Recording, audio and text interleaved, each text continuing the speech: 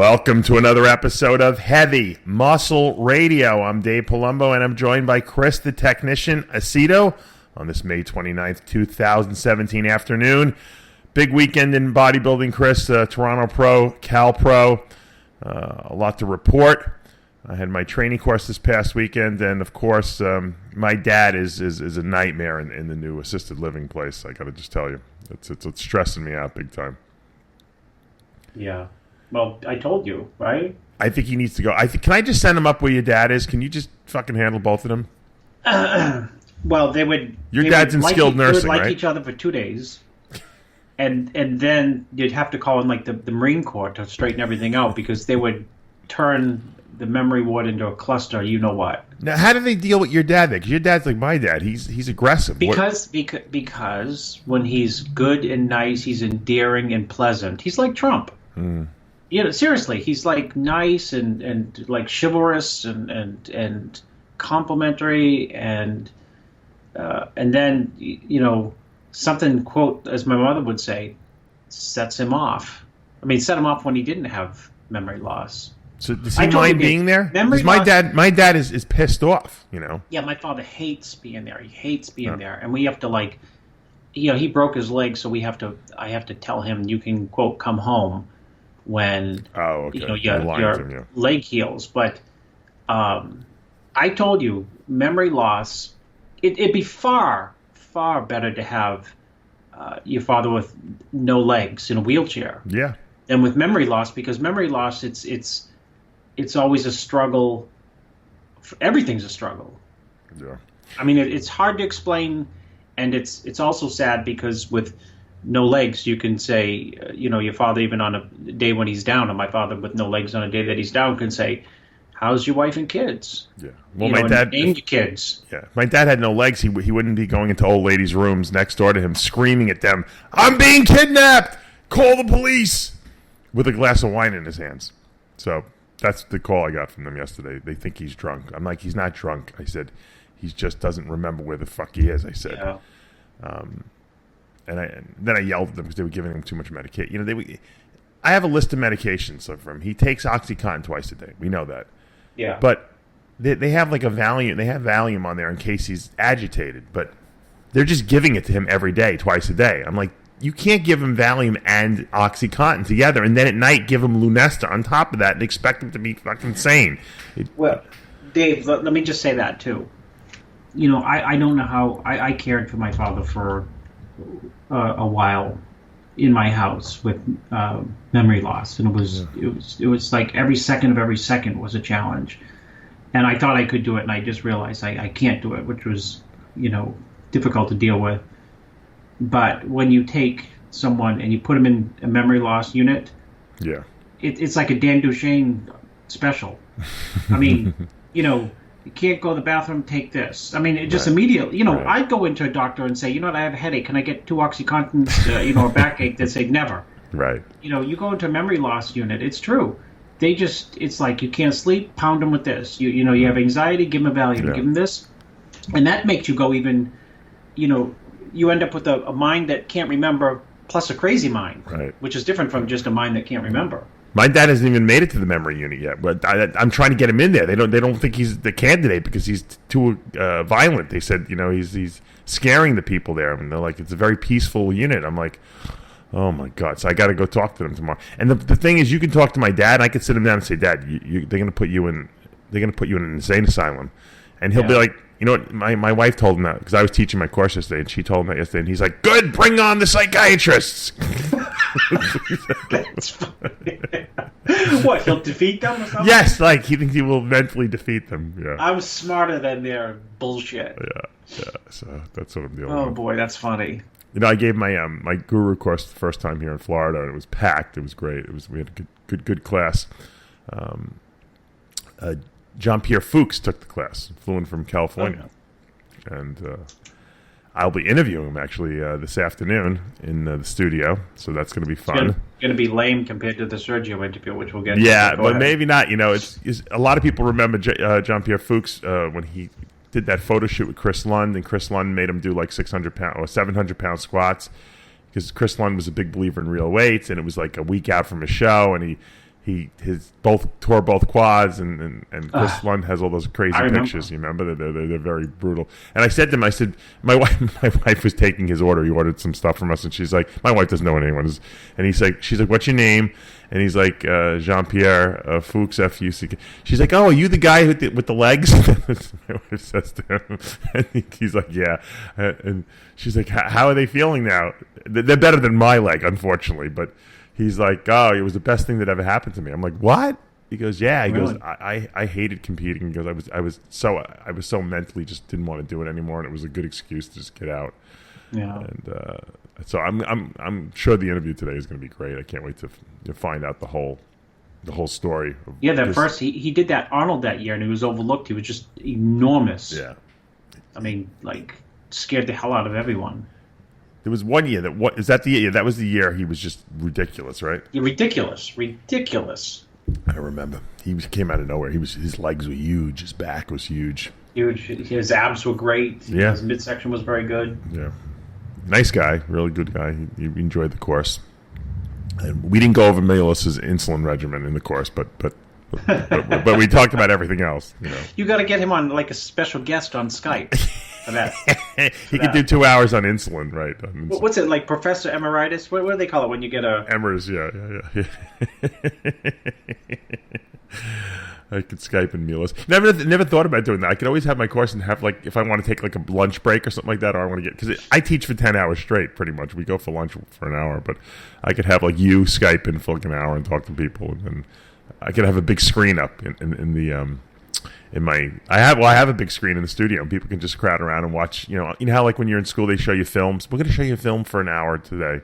Yeah. I used to love that because I would fall asleep usually, and I'll say Chris Aceto is going to be on for this hour, and then the next hour will be Milos for 2 hours about insulin, and then Steve Blackman will come in to talk about magazine sales. Yeah, magazine sales.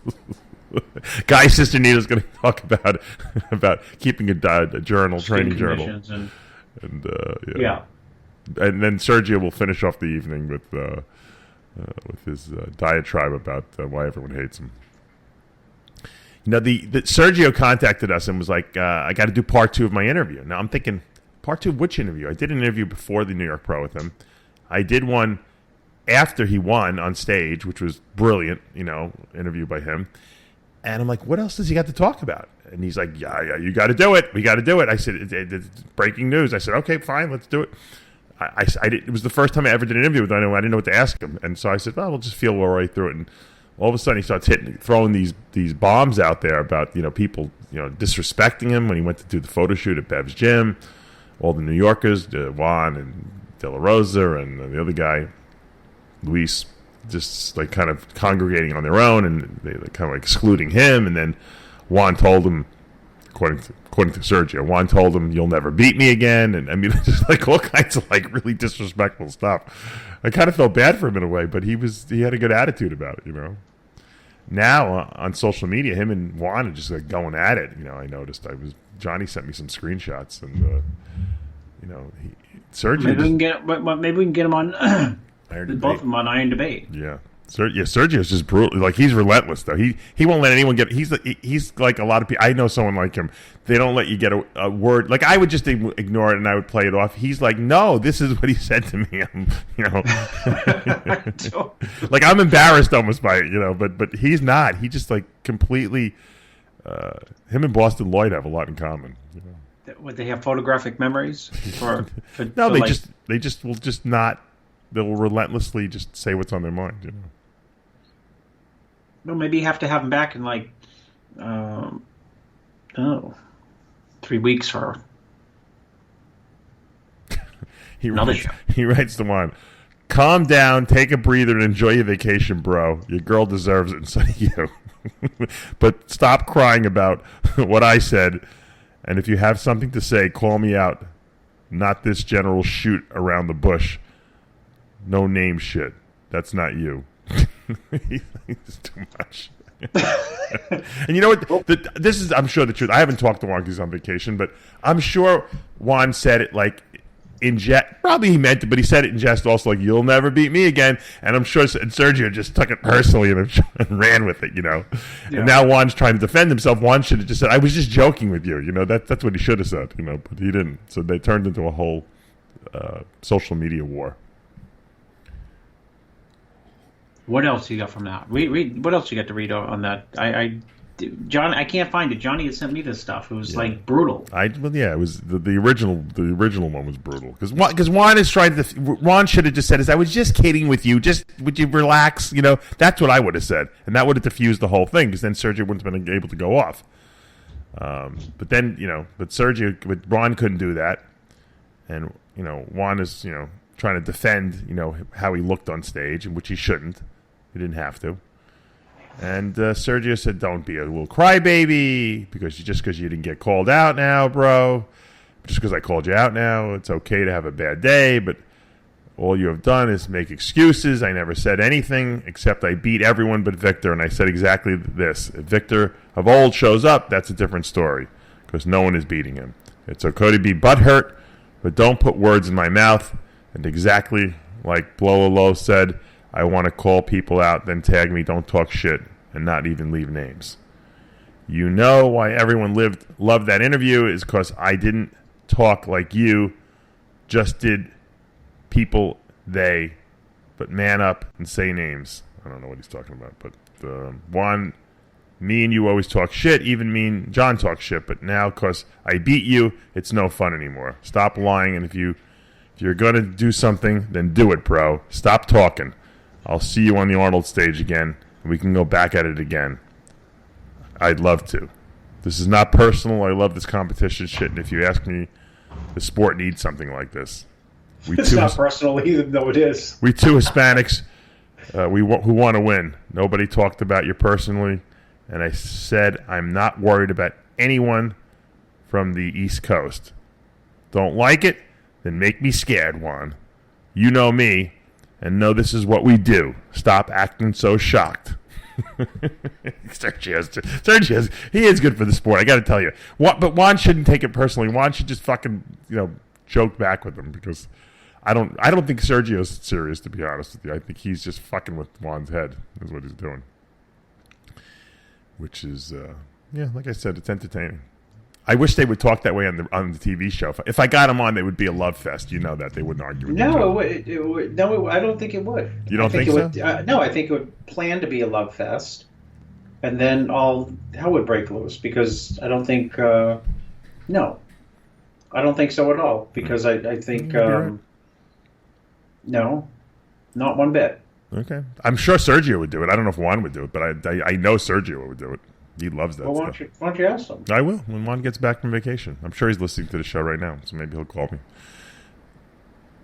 I'm friends with Juan, so I feel bad for Juan in the sense that he kind of got suckered into he made one statement and then Sergio suckered him. It's like the old when I was a kid and I would make fun of my sister when growing up and I would tease her and I knew all the little buttons to push on her to get her to go. And she, in all rights, all should have just said, yeah, all right, I'm fine, I'm this, I'm that, and she could have diffused me, but she didn't. But she couldn't do it. She got suckered into the argument with me, which is the worst thing you can do because I was brutal, like that. But it's probably why we don't get along now because I tortured her as a kid. She's traumatized. But see, it becomes personal. That's what fun and games. That's what Sean Ray used to do to Flex Wheeler, right? Yeah. He used to fuck with his head. He'd say he had calf implants. He would say all these things that weren't true just because he knew it irritated Flex, rather than Flex saying, "Yeah, you're right. Fuck you." That's what he should have said. It's like I have this neighbor, Chris. I was driving down my block and I went around the neighbor a little too fast, obviously for his liking. So he was like honking at me. Like I didn't even know what he was honking about. I thought you're oblivious. I don't even know what he was. Yeah, I didn't even know. Yeah, I didn't even know. So I get into my driveway, and I have from the road to my house. It's a deep driveway, but it's completely open. So I'm getting out and I'm unloading some packages, and all of a sudden this fucker pulls up in front of my driveway and starts screaming, "Hey, motherfucker!" Or no, what the fuck is wrong with you? That's what he said. What the fuck is wrong with you? You're speeding here. Wow. What if your kids were playing in the street? First of all, there were no kids in the street. I said, I said, my kids won't be playing in the street. He's like, your neighbor, but I don't need to be neighborly. This is what he's like barking at me. I'm like, you know what? Go fuck yourself. And I walked away. The irony of this. This is the guy. We've received 2 packages to our house that were his, and my wife and I walked them over there. You know me. I don't talk to any of my neighbors. When I lived in Seaford, I never talked to anyone. Purposely, because I don't want to know my neighbors. I don't want to have arguments. Just like me. I don't know my neighbors. I don't want to know them. Too busy. And my wife and I, the first neighborly thing I ever did, we walked over there twice, 2 different occasions, and gave this guy his package. And there's like a Facebook page for the neighborhood, like the Northwoods neighborhood. My wife goes in there. I refused to go in there, and they were complaining on that they don't have a pack, that they lost their package or it wasn't delivered. And so my wife's like, let's go deliver it to them. So we go over there to deliver, be nice and everything like that. And the guy had a little bit of an attitude like then, but how can he really say anything? I was bringing him his package. Red flag. He probably thought you stole it. Red flag. Yeah. Well, so I said to my wife, I bet he thinks that we took the fucking package. That's what I mean, red flag. So when the second one came, I figured, well, now he realizes that they're just delivering it to the wrong place. So this guy has had a fucking attitude problem to begin with. And, I couldn't believe that he came out here and, because let's say I was speeding, okay? And I probably was driving faster than I should have. He could have just said, hey, Dave, you know what? Please slow down because, there are kids here. And if he would have addressed it like in a nice way to me, I would have been like, yeah, you know what? You're right. I'm sorry. But he didn't. And we had never talked about this before. He just was like a total ass about it. Like, and I'm like, what the fuck's going on? Like, what? This guy must be just a miserable motherfucker, to be berating me. He doesn't even know me, and here I am. I was nice enough to bring over his fucking stupid whatever he ordered in the mail, and so I became my dad for a minute. But you know what? I wasn't even gonna even. I had so much going on with other things. I'm like, this guy is a non-entity in my life. That's why I just said fuck you and walked away. Here's my neighbor story of the week. I have one neighbor. I get a text yesterday that says, from my neighbor, this is where I own an apartment building. I assume you are okay with the pot smoking above our driveway, 3rd floor, ! I assume you are okay with the pot smoking above our driveway, 3rd floor, ! I hate the exclamation marks. The guy could have called me and said, people are smoking pot. Right. And so I wait like 3 hours, and then I say, "Are you expecting me to say yes, I am?" ? Yeah. And then he goes into a tirade about pot smoking. I didn't even respond. I said, "We have a no smoking rule in the building." Right. So this is out on the deck. Yeah. You know what? Listen. Visible. You know what's crazy about pot now? I went to Sergio's room at the. He was on the 2nd floor. In a nice White Plains hotel, nicest White Plains hotel, and I get off the elevator, and I mean, if there were 10 rooms, 7 had to be smoking pot. It was just the smell was ridiculous. There's not, you know what? Pot is like drinking beer now. There's nothing you can even do about it. I know. So nobody. I mean, what are you gonna do? Call the front desk? And I mean, I didn't mind because I'm not staying there, but I would mind if I was staying there, and I would definitely mind, I think, if I had kids staying there with me. I'll tell you one thing. If I was going to smoke pot, because I don't really like marijuana. If I was going to though, and get into it, because that's a thing you get into. You don't just smoke pot like once. You're into it. It's like having like collecting cars. You smoke pot. If I was going to do that in this day and age, you can get those little e-cigarettes, and they have cartridges with the marijuana in there, and you just pop it in there. There's no smoking anymore. You just fucking inhale it. You don't even. No one smells it. You take 2 hits and you're high on marijuana. So I don't know why people even lighten up anything anymore. And there shouldn't be any smells. It's better for your lungs too. You need the cacao bars with marijuana in them. Yeah. Dave Palumbo cacao bar. I told you that story, right? I don't remember if I did. No, you didn't. I didn't tell you the story? No. The guy who makes the cacao bars sent me a cacao bar to try because we were reformulating them and making them different. This is a true story. I don't know. You must have to be psychic. No, I eat the bar. So I eat the bar. I eat a couple pieces, and I'm like, "Oh, that's pretty good." So like a week later, the guy texts me. He goes, "Did you get those cacao bars?" I said, "Yeah, they're good." I said, "Let's make them." He goes, how'd you feel after you ate them?" I'm like, fine. He's like, they had marijuana in them. I'm like, what? My wife is all pissed off. That's because she tried to. She's like, how dare this guy not tell you that there's marijuana in there? I'm like, I didn't feel anything from it. Maybe we didn't eat enough of it. I only took like 1 square, but yeah, because he's a big Colorado pot guy. Everyone in Colorado, like if you're a marijuana guy, you got to move to Colorado. Now, but although now they have like other states that are Maine is legal. Is it? I think it's legal in Florida now too. Actually, yeah. I know some broker who just rented like this giant warehouse to someone that he would have never rented this warehouse. We should get into that. Actually, we should get into the sales of that because that's a big burgeoning market. I think. Maybe we should open up a grow house here in Florida, Chris. You and I, we'll rent a huge warehouse and with exhaust fans and everything like that. And I wonder if it is legal to sell it. I mean, I wonder if it is legal to grow it. I have to find out the ramifications of that. It's good business though, but I don't like it, so it doesn't do anything for me. My dad might invest in that. He might say, "Take all my money from the house sale." Did I tell you I'm going to sell? I sold his house in one day. You sold my dad's your house. father's house. Yeah, in one day. You know what? It's a disaster too. The house. The house is. The house is a disaster. It's in a great area. It's a big house, but it's in ill repute. It's terrible. It's falling apart. Well, it's not falling apart, but there's a lot of work that it's probably over $100,000 in work. But so I sold it. I said I'm not going to fix anything. I'm just going to sell it as is. And my sister had her husband knew this builder, and we showed him the house, and he's like, "I'll take it." So I'm like, no real estate fees. Over asking. Over that I thought we were going to, because I had a real estate woman come in and give me like comps in the area, and she said, "Well, this is what we probably can get for it." And I'm like, "Oh, well, that's not bad." I said, considering I thought it was because it's sick, but my dad's house new is actually was worth more than my house on the water was worth, which is pretty pathetic. Yeah, that's crazy. But because it's school districts and wherever, and it's people buy the school districts. So. This guy came in and my sister's brother, husband said, "Look, this is the price we want." He's like, "I'll take it." He lowballs a little bit, which would have been still fine. I would have taken it, but he's like, we hit him with a little higher, went back, and he's like, "I'll take it," because he must know he can make money on it. Wait till your father says he wants to go back to his house. He's already said it. He's like, "Take me back." Sorry, there's someone living there. We'll get him out. He's unbelievable. The funny thing is, the place he's living in is awesome. I mean, he should just be like, "This is fucking great," instead of living in like he was like, you would think my dad was poor, destitute, living in like a crack house. Like that's how he liked to live, like in his house.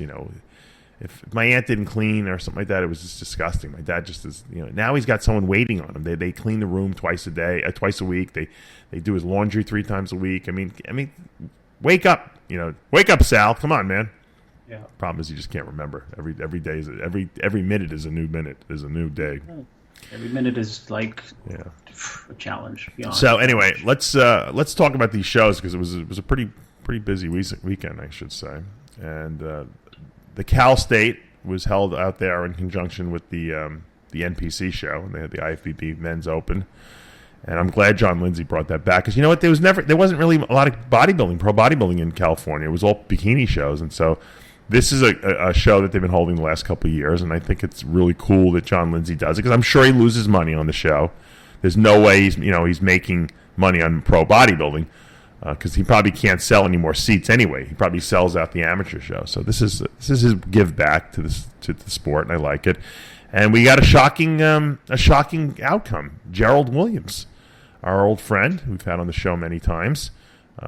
Known him since he won the Teen Nationals back in the day. He beats everyone here. He beats a really good. Not only does he beat everyone, he beats a good lineup. Sass Harati, who finishes second, he beats him. Although controversially, we'll talk about that in a minute. Charles Griffin, who's a new up and comer, we saw him at the Nationals last year. He's finishes in third. Eddie Bracamonte is another one of your clients who just turned pro in the last couple of years. For his pro debut, finishes fourth, and Akeem Williams has to settle for fifth. So that's a huge disappointment for Akeem, obviously. I think he came out here figuring he would be able to snag a win and qualify for the Olympia. But let's start with Gerald Williams because he probably has one of the best structures in pro bodybuilding. V-taper to the end of the world. a good muscle separation. Not the biggest guy on stage. Probably has one of the better presentations. But what was your impression of Gerald Williams? Tremendous stance in the lineup. Tremendous front lat spread. Super musculature through the back double. Tremendous condition. The knock, of course, is the arms and hamstrings from the side and from behind. Yeah, it needs bigger arms. Glutes are amazing. Oh, glutes are insane. Wait, hold on. Glutes are just zippered. But he can use a little more. I think he needs a little more adductor, inner thigh, and I think if he had that when he because people don't realize when you stand from the side, it's not your hamstring that's hanging, it's the adductor or the inner aspect of your leg, that inner thigh muscle that gets pressed against the other leg, and that kind of hangs down. That's why my legs look so crazy from the side when I competed, because I used to have these huge adductors, and I think that's what Gerald's missing there a little bit, and his arms have nice shape to them, but they're just not that big.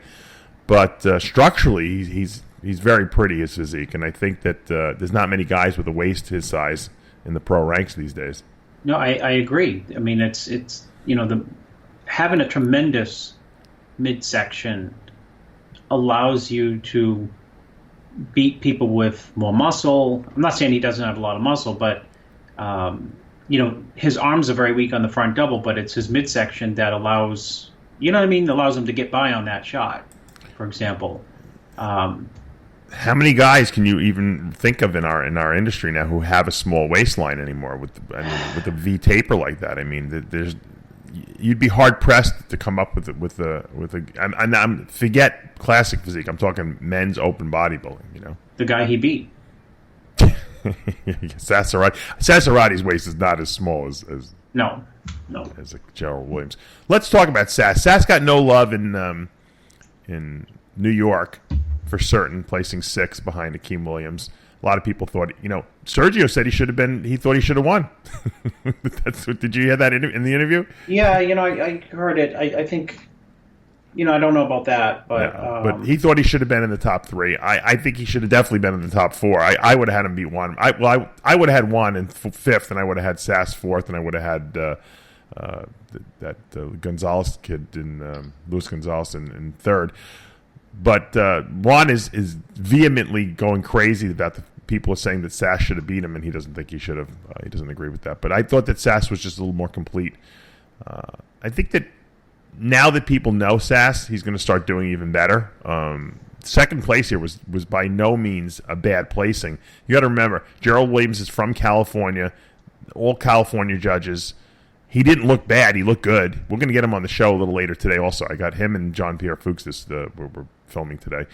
And I think it was a good placing for Sass. I don't think it was bad. I think that, you could make a case for Gerald easily winning the show. I think Sass might have been a little more complete in his physique, but Gerald had the structure. So it comes down to what do you like, apples or oranges in the hometown. It's definitely going to help and play to his advantage a little bit. But I think this at least establishes Sass as a guy that you got to watch out for now. Yeah, no, he's 2 shows in a row, he's looked stupendous and very consistent. I mean, very complete. It's hard to pick his physique apart. Tremendous side chest, tremendous side tricep, abs and thighs are like absolutely insane. He's got a most muscular that like explodes when he hits it. He's got back detail. He's got hamstring drop like from the side. He's got the hamstrings from behind. I mean, he's a very complete bodybuilder. Yeah. And he's very, very dangerous, and he's only getting better. Yeah, I agree with you. I think he's going to improve. I think we'll see. Is he going to compete again? I don't know. He should. I think he can get an Olympia invite. I think he can win a show if he keeps going. Oh, yeah, he can win a show for sure. Everyone needs a show. Everyone needs a period where they're validated. Mm-hmm. I think Sergio got that. Like, if Sergio, for example, didn't look good, and if he looked pretty good and got like 3rd or 4th, frankly, no matter what he wants to say, or we can get him and me on Iron Debate, it'd be like devastating. It'd be like one of these blows, like, it takes the wind out of your sails. So for him winning, it just gives him the oomph, and confidence to go forward. And I think the New York show and this show for Sass was like, I think, validated him and validated his physique, where he's from Britain. He didn't win the NPC Nationals. He's not well known. Nobody knows him on social media. So when you make a big impact in a 2-week period, I think it gives you a lot of self-confidence going forward, and I think that self-confidence over time reflects on your physique. Right. My question to you is, he's from the UK. He did the New York Pro. Why did he go all the way to California to compete in the show when he could have gone up to Toronto and competed and possibly won there? Well, I don't know. It may have been simply that, the schedule came out. I don't know. Maybe he wanted to go to L.A. for the first time and see Venice and the whole 9 yards and see if Romano's still hanging out front with Mike Menser. So he wanted to hang out in the whole California scene. No, I don't know. I mean, it was a show that he picked. He picked two shows and was either picked out of Canada or maybe he had gone to Canada. We would have been here saying, maybe he had gone to California, he could have won that show. I always think California is a dangerous move for an East Coast guy, and he's not an East Coast guy; he's from UK. But I just think that you're parroting what Jose said. Well, because you know what, the judging panel is different out there, and look, the guys from California are definitely going to get, they're going to definitely get the benefit of the doubt. Now, that's not to say that they're going to make someone win who doesn't deserve to win, because I think that Gerald deserved to win, but I think that Sass, what shot? I don't know. I didn't. But I thought he looked tremendous. I just like his structure. I understand what the appeal is. He's got, that's the kind of look they like in California. They like the guys with the pretty physiques. The old Cormiers, the Flex Wheelers. That's what they're looking for, the next Flex Wheeler. That's what they really want. That makes sense. But once again, like I said, I think you could have flipped the coin, just like I think. No, that makes sense. That makes sense what the judging panel likes. Yeah. My question was to you. Oh, I'm a muscle guy, so I like more muscle. So I think Sass is more complete, but I do like Gerald's physique a lot. I think it has it has appeal in our current bodybuilding world, because a lot of guys don't have the small waistline and they don't have the lines that he's got. So it's apples or oranges, like we always say. And I think that Sass would have done better in Toronto. I think because you got more East Coast judging.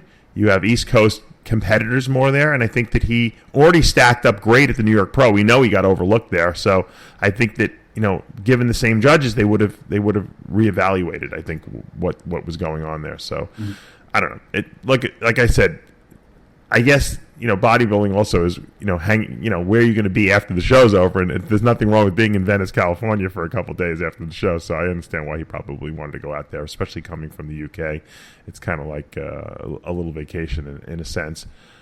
The person who really impressed me out there, I have to admit, Chris, is Charles Griffin, third place. Right. I mean, I don't know if this is his pro debut or not, but he.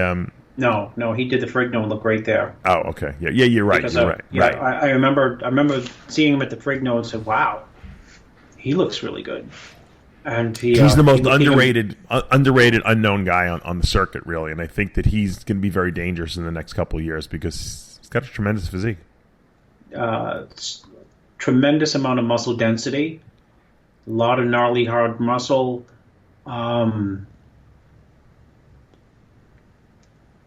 Really can't pick him apart. You know what I mean? I mean, he's really impressive. Yeah. And he was impressive when he won the Nationals. Yeah. He's on a trajectory straight up. I mean, he looked great at the Nationals. He looked great at the Frigno, better than the Nationals. And he looked great here, better than, than he did really at the Frigno. So, he's improving. And, I can't... if someone loves muscle, you could argue that he could technically win the show. Yeah, I mean, knock out most muscular shot. No one would complain. No one would complain. A lot of back width, great legs, big arms and shoulders, pecs, you name it. He really was, he really nailed it here, and he get lost a little bit, The surprise is Williams, and then, of course, people expecting Sass to come in, so you get overwhelmed a little bit. You get lost in terms of, after the show, there's probably not too much hype for him, which there should be, going into his next show because he looked great. Yeah, and just for people who were wondering, after prejudging, Gerald Williams was only winning by 1 point over Sass, so it was a very close show. It was not unanimous by any means. Obviously, there was dissent in the judging panel. I saw that Jim Mannion was out there, so I don't know if he was the head judge or not, but I'm sure it was very close, And once again, it comes down to different judging panels give you different results, and you have to understand that. Eddie Bracamonte's pro debut, phenomenal, 4th place here. That's got to be a huge victory for him, I would say. Yeah, Eddie actually, he did the show last year and was 6. Oh, he did? So he's already, never mind. See, I don't even know what's going on. I'm like my dad now. I can't even remember what's going on anymore. I can't keep and we track. are in the year 2017, yes. And Jose Raymond is the Olympia champ. I'm just kidding, because I was listening to the show. So, yeah, Eddie gets 4th, and if you look at Eddie's physique, look at the pictures, talk about a complete, pretty physique. If he can pack on some more muscle, he's going to be really dangerous because his conditioning was impeccable. He's got great flow to his muscle. Looks like I don't mean this in a negative way, but a blown up classic guy. Yeah, he always, the conditioning is always great on him, and I obviously we can thank you for that, but I think he's been way more consistent, the last couple of years than he ever had in his career, because his biggest knock against him was his lack of consistency, and I think that's when you got a hold of him and you kind of like straighten him out a little bit. But he's improving. He's like a Brad Rowe sleeper guy, that you're not really paying attention, and then before you know it, the guy's on the Olympia stage. So I think this is a good stepping stone. I'd like to see him compete again this year. I think he's going to do Kansas City in a couple weeks. Oh, okay. I didn't even know they had a Kansas City pro show. Neither did I. He just told me last night. Tells you where we are. He said, I'm going to do Kansas City. And I said, what's that? He said, there's a pro show. And I said, when is it? He said, in 2 weeks. I said, all right, might as well do it. The funny thing is about these pro shows, because, they got the one in Alaska, the 212. The guys sit down and they try to figure out where they can do the best, and it don't work out. Sometimes it don't work out. No, invariably they always pick the most remote. No one's going to go to Alaska. I'll just do Alaska. Alaska's the most competitive show of all of them, Probably Kansas City, you'll see you'll have Akeem Williams there. You'll have everyone who wants to get the Sass will do it. You'll have everyone show up at the show because they want to all qualify for the Olympia. Well, congratulations to Eddie. Akeem Williams, 5th place. Now, let's talk about him because he was 5th in New York. We said right off the bat he was not in shape. I know that he didn't feel that. He felt he was spilled over and holding water. The Camel Crew, were parroting pretty much the same rhetoric. Everyone was saying, everyone in their camp over there was saying that he was going to come in better for this show, and he was going to see a different Akeem Williams. Now, you and I said, look, the guy has some conditioning, and he has a lot, the most muscle and probably the best structure of anyone on stage. But just because your glutes are striated doesn't mean your back is in shape. And I think that's what his problem was. His back is the last to come in. His glutes were tighter at the show. You can see he had striated glutes, but that doesn't mean anything if your back is not hard. So Akeem Williams is just not lean enough, and I think that people are just who are helping him are in denial of that fact. And what do you think is going on over there? Is there a lack of something going on there? Because it seems like these guys out in Kuwait can get the Camel Crew guys can get their competitors to go out there big, but it seems like they're having trouble conditioning them. De La Rosa had a problem. Victor had a problem out there, although Victor really wasn't there that long, so we can't really even say that. Big Ramy has had a problem in the past. Is this a pattern we're seeing? Well, why didn't they fix it? They had 7 days, and they told you that after prejudging at the Olympia, that they took over, and that's why Ramy looked so crazy at the night show. Yeah, well, yeah. I mean, that was in 24 hours. You had, what's 72 times 7 times 24? It's like 144 hours. I mean, that's. Are we seeing a pattern? Is what I'm saying, Chris? There, it seems like the conditioning issues. You're seeing a hype train. I mean, it worked for Brandon. He looked great. De La Rosa didn't work for. He'll tell you that. Right. Akeem. I don't know what he's going to tell you that he got peeled. Going to Kuwait for 4 months. It seems like the smaller the guys that are not as massive are doing better out there. Although John's not huge, but I don't know. I just think that there's I think the problem is that they're worrying about the size. You know, everyone wants to see huge. We got to bring in Rami huge. We got to bring in Akeem huge, and you know that's a mistake because we know that conditioning wins shows. Look who won here, Gerald Williams. I mean, so he was the smallest guy on stage. Yeah, that's a great point. I mean, conditioning wins shows. Enough said, but it's you know, the two most conditioned guys were Sass and Gerald. I'm not buying into the hype over. You know, it's so funny because if Akeem had won, right, and everyone will agree with me, if Akeem had won any of those shows, it would have been like, you know, everyone needs. We got to move. Happy days are here again. That's what. You know. And you know that by if Del Rosa looked like he did and he just came from Kuwait, we would have been celebrating. Yeah. And if Sergio looked like he did, which he did, or Sass, or Gerard Williams, you know, it's funny how much accolades would be, you know, delivered onto the people who prep these people. Mm. Look, we said it right from the beginning. The training environment out there is tremendous, and that's why I think these guys are making good muscular gains out there because of the ability to get what they need, food-wise, training-wise, supplement-wise. I just don't know if the coaches out there who are bringing these guys into competition are necessarily dialing in everyone the way they should. Like you said, Brandon Curry was dialed in very well. Ashkenani looked great. We're not seeing, it from the bigger guys. Once again, I don't know if it's a problem with people thinking they're trying to bring these guys in too big or what, but, like I said, I've worked with Akeem in the past, his whole career. I told him if he's going to go out there, give it 100% with these guys and see what you can do.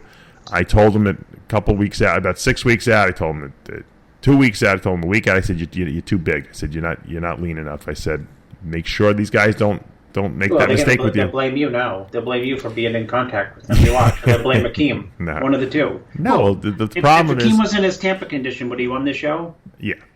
The problem with Akeem is he's such a good guy, and he just, he wanted to give it 100%, and put trust into them, and that's what he should. And I told him to do that. You can't listen to two people. But I just think that they didn't realize how difficult it is with his physique. And I know this only through trial and error. It's happened to me. I've made the mistake with him. It's very difficult to get the last bit of fat off his body, and you got to really torture him. And you know that. You work with guys like that as well. And I think that they made a mistake in New York, and you can't recover in 1 week. If the person's not in shape, you can dry a person out, but you can't dry fat off a person. And I think. Well, where was he better, New York or here? He was probably a little drier here, I think. But I didn't see him in person here, so I can't really make that statement. I would assume he was better here. He looks from the pictures a little drier, but I don't know. You know what happens, and Chris, you know this. When you're not in shape, when you need to be leaner, and you dehydrate someone severely, everything looks flat. You don't necessarily get better. Sometimes you get worse. So I don't know. Obviously, to come in fifth place in both New York and here and not be in your best condition just goes to show you how good this guy is. I mean, how structurally good he is, how muscularly good he is. Yeah, he's a diamond in the rough. I mean, he's a Ronnie Coleman in the weighting. It's in my opinion. And, funny. So the question is, does he go back? I don't know. We'll see. We'll see what he's got to make a decision. I'm sure they're going to try to put him in another show now because to try to redeem it, and maybe he should as long as he's mentally. Redeeming sharp. Bodybuilding is the worst thing you can ever do. I'm serious. You know that. Yeah. Sometimes bodybuilders do it all the time. They'll. It's like competition suicide. Problem is that if you keep pushing a person, eventually their body doesn't want to respond anymore, and that's not good. Yeah, then you bring out the nuclear bombs on the body, and that's it. Yeah. You blow it apart. Yeah. So, in other words, you try to pull all the strings you can pull, all the levers you can pull, and you don't even know what lever you're pulling after a while. You know what I mean? Increase salt, decrease salt, high sugars, low sugars, high cardio, low cardio. Yeah. Low fat, high fat. Also, once a body hits a certain point, it doesn't want to respond anymore. You can, right? It all seems like it could work when you're in a state of confusion. Yeah, you got to have a game plan, stick to it. All right, well, let's take a commercial break, Chris. When we come back, we have to talk about the Toronto Super Show because that was a huge show with many, many classes, and we had another pro men's bodybuilding in there, as well as a 212, and we got some good action to report. Guys, stay tuned. We will be back in 2 minutes. A legendary name in hardcore supplementation. Iron Mag Labs. 100% original, patent-pending andro compounds. The most effective, hardcore, groundbreaking bodybuilding supplements in the world. Iron Mag Labs. Revolutionizing hardcore supplementation for more than a decade. Visit ironmaglabs.com. ironmaglabs.com. Hi, I'm Dave Palumbo, and I just had a protein shake made with Quest Nutrition's new salted caramel protein powder. And I can tell you this, it's on a whole new level. It's a total reinvention of the protein shake. The taste is incredible, and its creamy texture and richness make it taste like a real caramel milkshake. It's incredibly low carb, less than 1 gram of sugar, and 22 grams of protein in every serving. No soy, and it's gluten-free. Just add water, ice, a scoop of protein, and shake it up. It's that easy. I actually look forward to drinking this shake. And Quest Nutrition has got a total of 7 different flavors. They come in convenient single-serving packets so you can mix and match. Check out loveyourproteinpowder.com for more information on Quest protein powders and some delicious shake inspirations.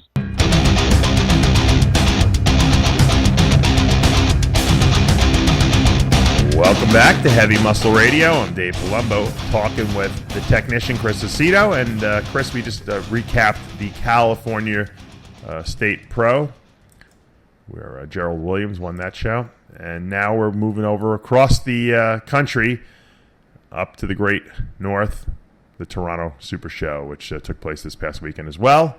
And Johnnie Jackson, surprise, surprise. He told me he was done shutting it down for the season until the Olympia, and he decided to jump into the show. He must have been feeling good, and he wins it. He beats John De La Rosa, who just narrowly lost the New York Pro last weekend to Sergio Oliva. I mean, that's got to be a huge upset for Johnny beating John there. Well, it's you know what, it's tough to do 2 shows in a row. It is tough. I don't think so. I don't agree with you. I think it is. Back to back, I don't think it is. I think if you have to separate them by 2-3 weeks, I think it's tough. You're not going to look the same in both shows. One, you're going to look better. One, you're going to look worse. Almost no one's going to look the exact same. Right. I think guys usually get better, though. You know, it's not a long flight for John. It was an hour flight. I mean, I didn't see. I haven't really looked at any pictures. Have you? Yeah, I looked at pictures. I saw. And was it the right call? Yeah, I mean, Johnny just so gnarly in the back double and so gnarly. His side chest is just beyond insane. His legs from the side, he's got the paper-thin skin. His glutes are hard enough. His hamstrings are tight. I thought he looked tremendous. His most muscular is a complete idiotic knockout shot for him. I mean, it's such a good version. The last 2 shows is such good versions of Johnnie Jackson. It's amazing. Yeah. And De La Rosa looked good, but just what Johnny has over many, many people is incredible muscle maturity. Yeah, you're right. So even if Johnny was off by 3 pounds here, like if he was holding 3 pounds of water, probably in some of those shots, he'd still look the hardest in the show. His upper body I'm looking at the pictures now. His upper body was fucking incredible. I mean, it was like better than it's ever been in his entire career, I would say. It's insane. Right? Yeah. I mean, very, very impressive. His legs are not that good though, but I'm sure that's what everyone's harping on. I'm sure John De La Rosa is not happy about that. But his upper body is to me commended. I can't even believe how good it is. If the guy actually had a legs, he would be, Mr. Olympia. Crazy dangerous. Yeah, I mean, he's that good. Nuts, right? Yeah. Wow. Why do you think Johnny jumped in this? You think he was just looking at himself in the mirror and he's like, "Wow, I look pretty fucking good. Let me just do the show." No, I think he had said on your show, he had picked out this is his last year, and I think he picked out 4 shows. He's doing a couple more. Oh, he is. Now he's going. Yeah. He figures it's my last year. I'm just going to fucking go out in the picked blaze out of 4 glory. shows and then he'll do good at the Olympia and he'll come back next year. Yeah. No, it's probably a good because he probably won't do good at the Olympia, so he's probably better off just fucking racking in as much money and whatever as he can. I got news for you. I'm looking at the pictures. John looked good in Toronto. I thought he was harder than he was in New York. I think he was harder and flatter, which is a weird, you have to do this. Well, which look do you want? So obviously, if he couldn't win last week and he heard to the nth degree, came down to conditioning, then he tried to probably pull out the stops and get more conditioned. Looks like he did. And then, you get the gripe of, you're full last week. I guarantee that's it. Guarantee. Mm-hmm. Because, what do you do after a show like that? The frustration of I was so close, and you just hear to the, right. The end of day. Condition, just get that condition, just condition. So, he tried to do the right move and try to get more conditioned. And then but no matter how flat he gets, there's no way his legs are oodles above Johnnie Jackson's. Let's face it, Johnny's got an amazing upper body, but his legs are they're hard, but they're very weak from the front. Okay, and which creates a huge discrepancy from upper and lower body. I don't know if it's because he's short that he gets away with it better than some of the tall guys that have that discrepancy. But John doesn't have a discrepancy at all. He's pretty well balanced upper and bottom. And to me, he's a more complete bodybuilder, even though Johnnie Jackson has way more wow on his upper body. I just think that John is balanced. I see Johnny winning. When Johnny won in South Africa, it was an absolute deserved win because no one had legs in the lineup. No one had good legs. Which said Pekulski could have won that. Yeah, exactly. But now you put him against De La Rosa, who's got really good legs, and I'm like, I don't know. Now I see Jeff Beckham's in third. I could definitely see Johnny beating Beckham because Beckham doesn't have great legs either. But John's got fucking wheels. Beckham has great legs. Yeah, they're all right. They're not like, I wouldn't say they're. Now you're talking about complete. You're saying Sass was the most complete and De La Rosa was the most complete. Yeah, well, I'm just saying that Gerald Williams doesn't have weak legs. They're not the best legs, but they balance his upper body. Johnny's way top heavy. You know that. Yeah, no, he is. I've been at shows, but in the lineup, he can sit on his abs and he can separate the quads. That shot alone. Yeah, he's bamboozles you. He's a good. Yeah, he does. Then you look at the pictures and you don't realize how it happens. I guess look, like I said, I always say we were not there in person, so we really don't know what we saw. The judges saw, a show. They watched a show from the front row, and they may have seen a different show than we're seeing in pictures. So that's probably why Johnny won, because in pictures, moving dynamically, he probably looks good, and better, than John, because he's got more wow. And I understand that. So that's why I never really dispute judges' calls if I'm not at a show, because you got to be in the front row. Well, at this point, you know what? I stopped. I tried to stop disputing them, period, because I can always see, I had Sass winning. I can see the other guy winning, Williams winning. Yeah, because we weren't there either, Yeah. Plus, they both have their strengths, right? Yeah. I could do this as a judge. I thought Gerald Williams' glutes were just absolutely insanity. So, if you're there in first real life, maybe you just, your eyes go on the back shots to that, and then from the front you go to the structure and you say, this guy's the winner. Yeah. In other words, it's just, you're still splitting hairs to some degree at some of these shows. Yeah. Look at the scorecards, too. I didn't see them at Toronto, but they were close in California by a point, and then they were all over the place at the New York Pro. Right? De La Rosa was winning and then losing. Yeah. Well, yeah, De La Rosa won prejudging, and then Sergio won the night show, and it was enough to push him over. De La Rosa got a couple first place votes here in Toronto. You should have asked Sergio about that. See if he had see if he wanted to go on attack about it. I think it'd be like Trump. No, it'd be like Trump won lost the popular vote and won the electoral college. Right? Yeah. And he went off about it. Yeah, he went off about not winning the popular vote. So maybe Sergio not being ahead in prejudging, he could offer some insight. Sergio will just say he surged back at night and stole the show. No, he'd say like Phil Heath. Phil always surges back, right? Yeah, exactly. Except last year, he kind of sealed the deal with prejudging. John finishes in second here. I'm sure we'll see him compete again this year. I wouldn't be surprised if we didn't see him in Tampa, but that's a little ways off, so I don't know if he's going to want to wait that long. He might be. We'll probably see him in Kansas City too. And Jeff Beckham finishes in third. Paolo Almeida, the freak from Canada, finishes in fourth.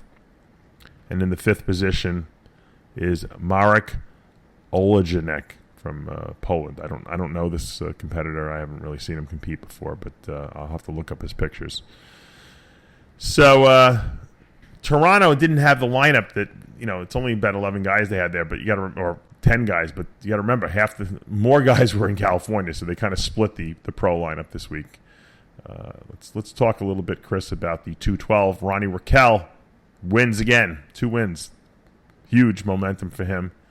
Beating a very good, from what I understand, I wasn't there, but Nam Yo Cho from South Korea. He's the guy we thought was from North Korea because they had him listed wrong originally on the New York Pro lineup. But great legs this guy's got. Tremendous he jumped from legs. 13th to 2nd. Yeah. Well, the lineup's a lot weaker here in Toronto. And third place was Vorshek Korotensky from Czech Republic. We've talked about him. He's an upcoming, really good talent. Mehdi Hatami from Iran was fourth. Do you know anything about him? No. I don't know anything about him. And I He looked see. very good, though. Yeah. From the pictures, he looked good. Benjamin Parra from Mexico. I know him. He's fifth. And Sammy Trouty. What happened to him? He finished in the sixth position here. I think he was sixth in New York. This guys came in better condition than him. Yeah. But so it was a good. It was a pretty competitive, 212. Not a lot of names in this lineup, but Ronnie, that's got to be huge momentum for him. I don't know. I didn't really, wasn't able to really analyze all the pictures yet from the show. I saw some, and Ronnie just, has. You know what Ronnie has? He's got that bamboozling front standing position. His muscle shots, his front double bicep. He really wins it from the front. He doesn't win it from the back, for sure, because we know Ronnie never really has good glute and hamstring conditioning. His glutes and hams are and his back double are weak. Yeah, I think they are. I do think they are. I thought they were weak in New York. I mean, very, very weak. I mean, very soft glutes and hams, right? Or is it just me? No, I agree, 100%.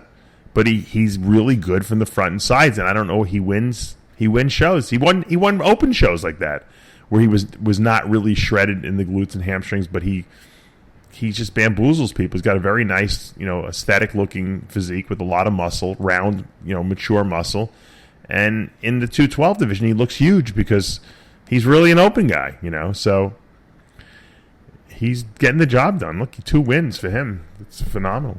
Going back to that Olympia. But he's going to get destroyed at the Olympia if he doesn't come in with conditioning, because these guys... Yeah, I mean, because these guys got,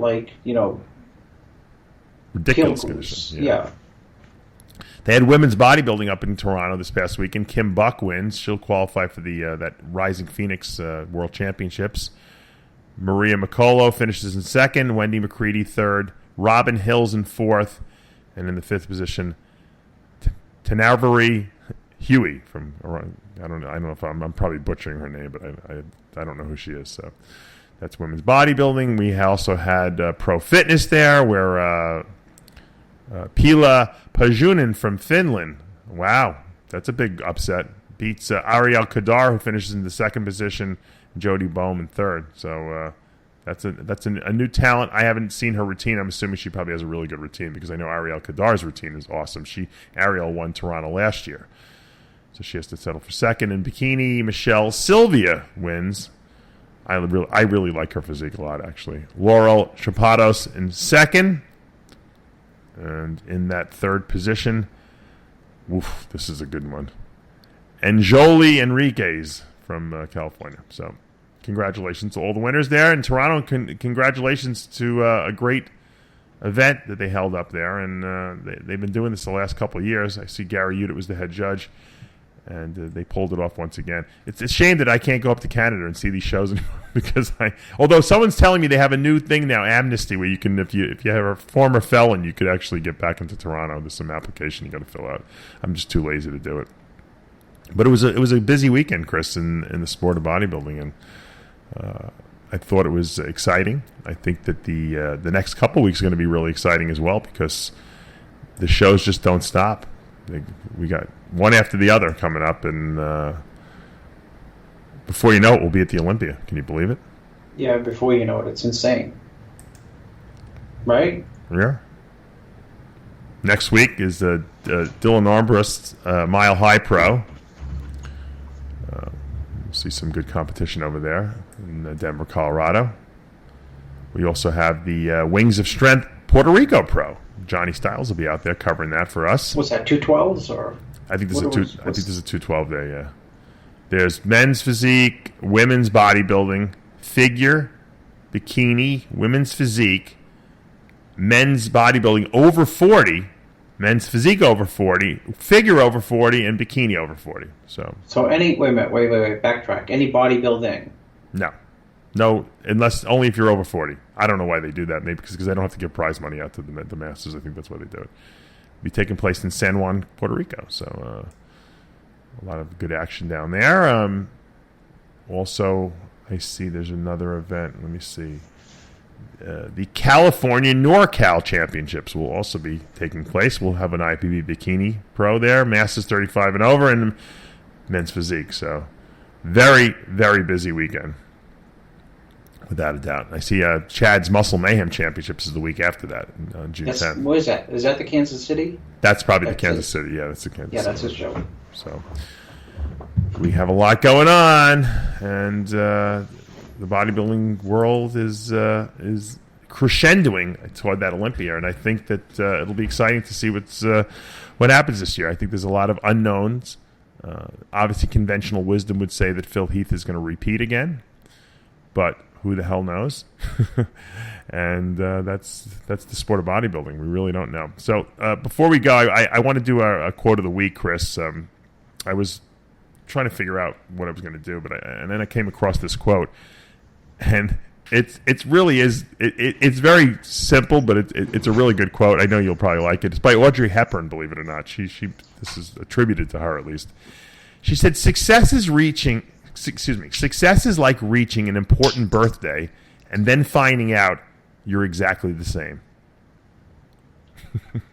It's how you define it. Isn't that true, though? I mean, you think you have to achieve, and then when you achieve it, you realize, fuck, I'm still the same. You could make $10 million, $20 million, and you're still the same person. You're still going to have the same fears and the same, issues and the same hang-ups.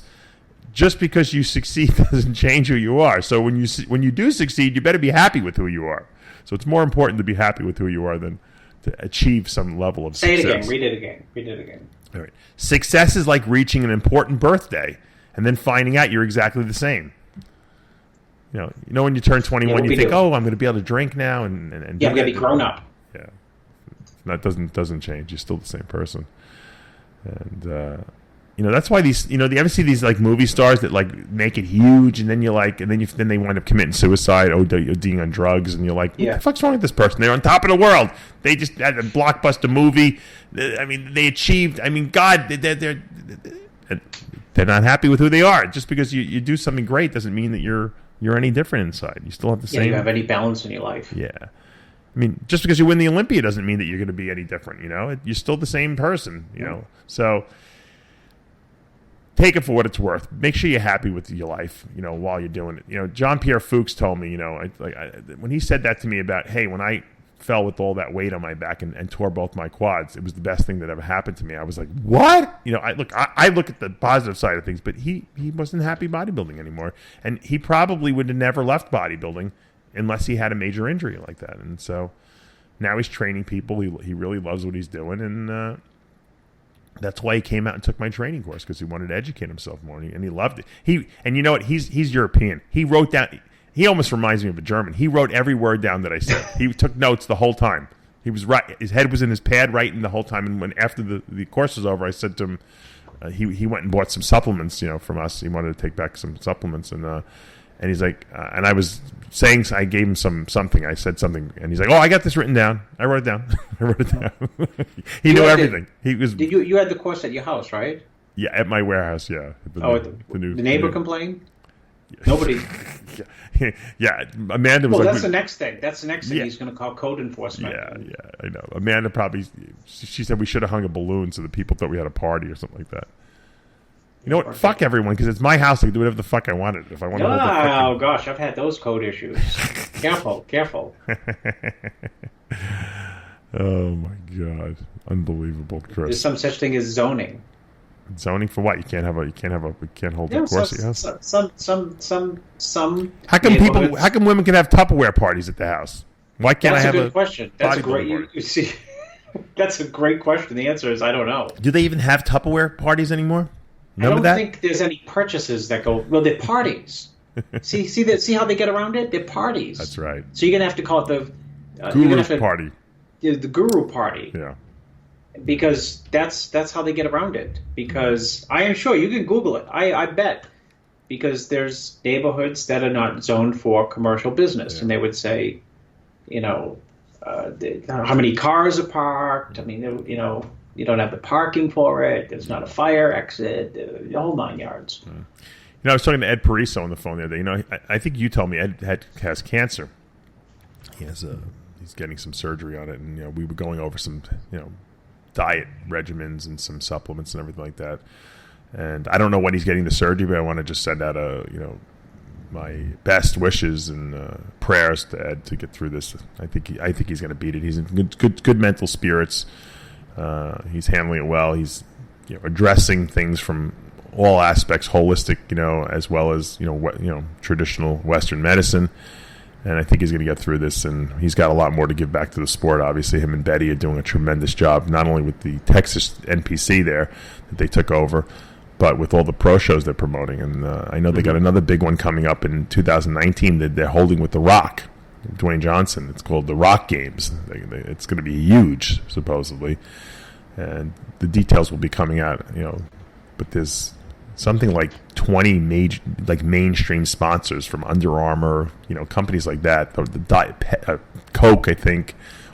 The Rock is bringing everyone into the fray. So I mean, they got a lot to do still. So we need you healthy, and we need you back. So beat this thing. We never want to see people go down. I haven't heard, but speaking of cancer, I haven't heard anything about George Farah. Have you? A lot of people have been trying to text him. They said he hasn't got back to them. I haven't heard a word about what's going on with him. Hopefully he's overcoming that pretty good. No, I haven't heard anything. Nothing.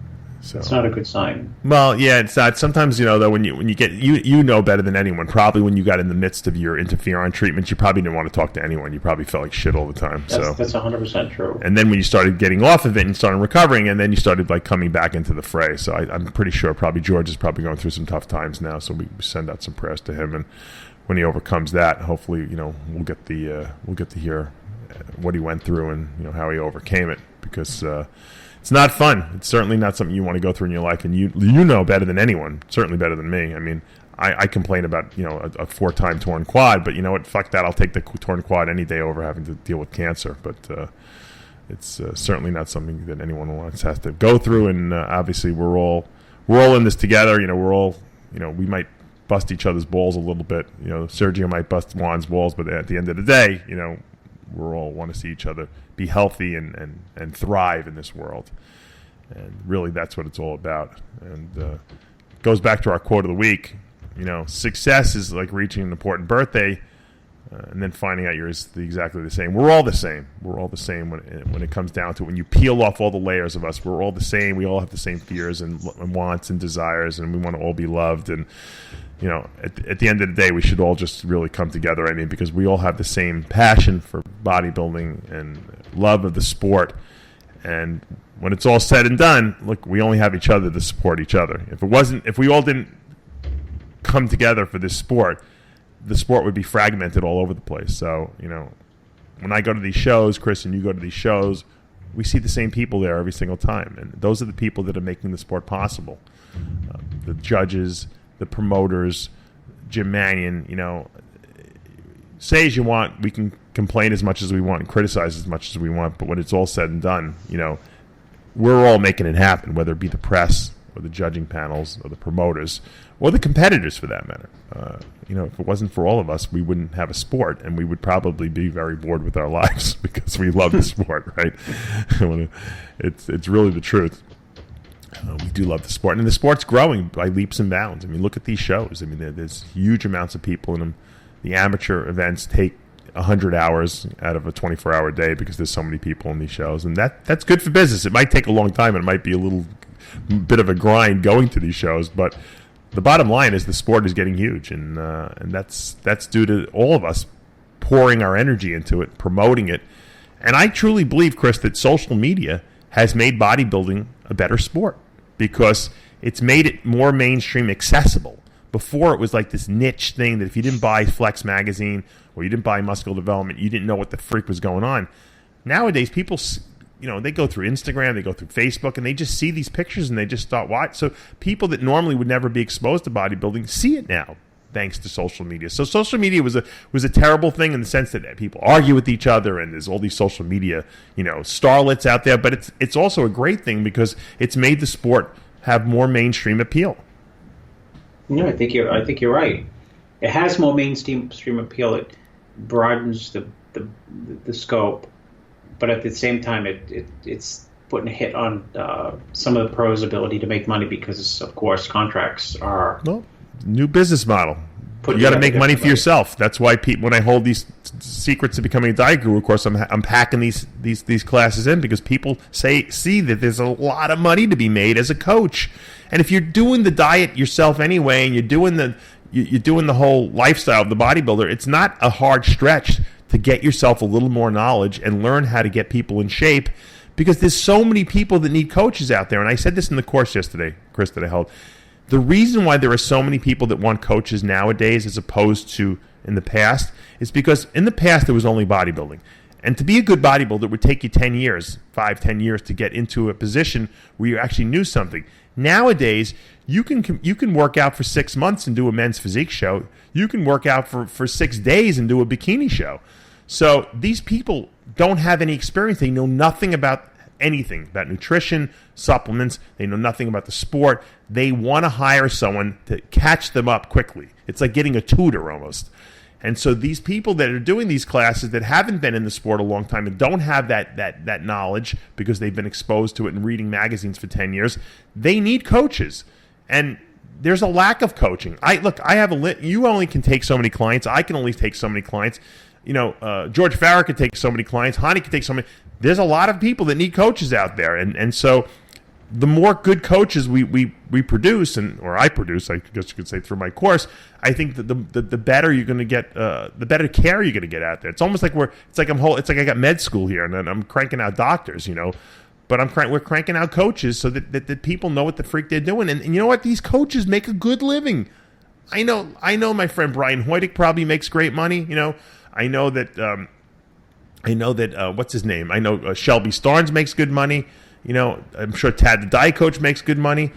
And there's a lot of new guys coming up. Matt Porter, I interviewed him. He'll be on. We have a great interview with him this coming week. He's making good money. So you could make a nice living for yourself in bodybuilding if you apply your brain, okay, and learn the science of bodybuilding, essentially. Sean Ray likes to say the business of bodybuilding. That's his famous expression. But I'm talking the business of bodybuilding, but he don't like gurus. No, but the science of bodybuilding is what's going to give you a profession where you could actually make a very, very good living. And most of it's done out of the convenience of your house because you're just sitting on a computer looking at pictures and updates all day long and making changes. So, once again, keep your eye open for my future Secrets to Becoming a Diet Guru course. I'll probably hold one at the end of August and the beginning of September. I know a lot of people have been asking about that. Also, maybe you can give that class over in Kuwait. Yeah. you know what? Don't laugh. Bader might send me a ticket and tell me to hold it over there. That wouldn't be a bad idea, actually, to be honest with you. And that's all she wrote, I guess. Oh, if you want to sign up for the Dave Palumbo Experience app, you can download that from your Android app store or iPhone store. It's basically all the videos and articles I've ever written, plus daily content that's posted, exclusive Q&A video I do once a week on there, and I answer all your questions. So you basically get a coach for $29 a month for subscribing to that app. If you want to contact Chris Aceto, don't bother. He doesn't give out his email or his personal contacts. You can email me, but chances are I probably won't give them to you. Is that accurate, Chris? That's pretty accurate. I know you got stuff to do. I got stuff. I got to go to the assisted living place now and then argue with them so they don't kick my dad out. You know what they wanted to Baker Act my dad. You know what that is? Take away all his rights and then put him in an insane asylum because they thought he was serious. Yeah, because they thought he was a drunk. They said maybe we should do that. I said my father's fine. Trust me. He's fucking can't remember anything and he's a little fucking belligerent, but he doesn't need to be Baker acted. So I got to go in there and I got to argue with them now about this stuff, about where we're going to put him, because I want to get him in memory ward. He should have been in the memory unit right from the beginning because he's a wanderer. You know what I mean? You can't have him wander. He won't wander outside because he's too freaking lazy, but he'll go and disturb the other residents there. You know, and they don't. That's unacceptable to them. You know, unacceptable. He's like, my dad goes to Amanda. My Amanda says, "How come you're not going to meals?" He's like, I don't want to sit with all these idiots. And Amanda's like, gosh, Dave, my father says the same idiots. She's like, there's some doctors in here, and there's professionals and lawyers. He's like, there is. How am I supposed to know this? He's like, it looks like a morgue here. I'm like, she's like, what do you mean a morgue? He's like, everyone's old here. She's like, Sal, you're 87. You're going to be 88 in December. He's like, I don't look like these other people. Well, he thinks he looks younger? He thinks he's less crazy. He thinks he's like, he tells people in the play, he thinks I'm his brother. He doesn't think that I'm his son. He thinks I'm his brother. He knows who I am, obviously, but he always referring to me as his brother. Mm-hmm. And I think he thinks he's young. He probably figures out, my brother looks good, but I look better than him. He probably thinks that he looks younger than me. I think so. Maybe he is delusional. Maybe he doesn't need to be committed. No, you know what it is? My dad's got to just calm down. The problem is that he's not allowing himself to get acclimated to the place. Well, it's a new environment. Yeah. I mean, even if you have all your faculties and you know, it's stressful to people to move from one town to another town and buy a new house. Yeah. You know, we've got, they're in their 40s, they got all their faculties. It's stressful, and so imagine for him. Yeah, I know. I feel bad for him, but all right, I gotta go. That's going to take us to the end of another episode of the Heavy Muscle Radio Show. Remember, until next week, with Heavy Muscle Radio, the truth hurts.